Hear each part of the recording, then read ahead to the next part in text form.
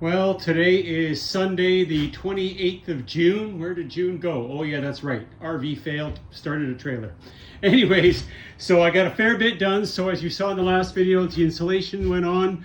So I've got all this 1/4 inch, which is slightly under a 1/4 inch maple finish plywood everywhere. I'll put some strips on the seams and so on. I'll do all that later, and to make sure I didn't forget to cut things out. What I almost forgot is the bonding wire to join the inverter to the electrical panel to the frame of the RV. That is critical that we do that. Otherwise you got floating stuff and who knows what can happen with potential differences and all kinds of fun stuff. Bond everything. So I think I remembered all the plugs and stuff. So that one is for the counter, TV, wash machine, counter ones again, hot water tank. This one is for the oven, counter. This one is the fridge, and that'll be the microwave. And then I've got a utility one down here. So I started the framing as well today, now that I've got all this paneling on. And you noticed I used some scrap pieces back here, but this is behind all the cabinets. You never see it, so why waste it?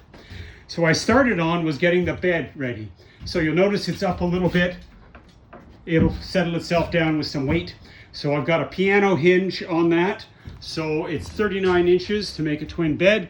So when during the day I fold it up, and that is the thickness of the mattress, 9 inches, and then I'll have some kind of a strap to hold it there. The nice thing, what I thought about afterwards too, is why not put another hinge underneath it? So now I've got access to storage in my water tank. So I've already got some stuff stored there and there now. So that hinges down, and then the bed hinges on top of it.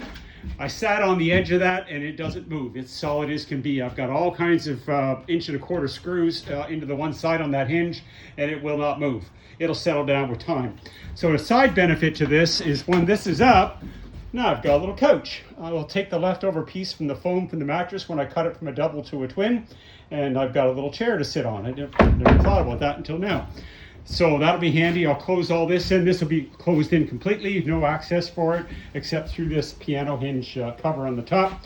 And I can't forget the water line. So the water, I had to get it from the right hand side to the left hand side. So I built a little trough, a little thing here to put the water line in. I'll put that in already. I'll put a cap on it. I'm not going to use this door much anyway, so it's not really much of a tripping hazard.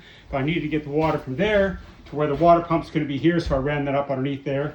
So I'm starting on the cabinets, and these cabinets are going to be identical to the ones I had in the RV. So I'm making it, actually I'm going to make it an inch shallower, shorter countertop, just to make sure I've got lots of space in the center. That's more important. So 96 inches of counter, 3/4 inch the overhang on each side. Got to make sure you count for that because I almost forgot it last time. Put that on, plus the end caps for the plywood, and I'll put another divider here, here, and here, and then that one will be the oven and the drawers, which I've already got. We'll show how those go in later on. And I didn't forget my circuits here, my spare circuit, my water circuit, and so on. So that is the latest update. So things are starting to come together. I'm hoping another 9 days and I can hit the road, but that might be pushing it. So what's most important is that I have all this galley put in. The wash machine will have to go in, and some kind of a shower. I'm working on that. I'll figure that out yet. Anyways, so that's the update for today. Day 7 and 8, I guess it is. Yeah, day 7 and 8 combined. I didn't do a video yesterday. So that's the latest of it. So take care, everybody. And we'll keep in touch as I get these drawers in.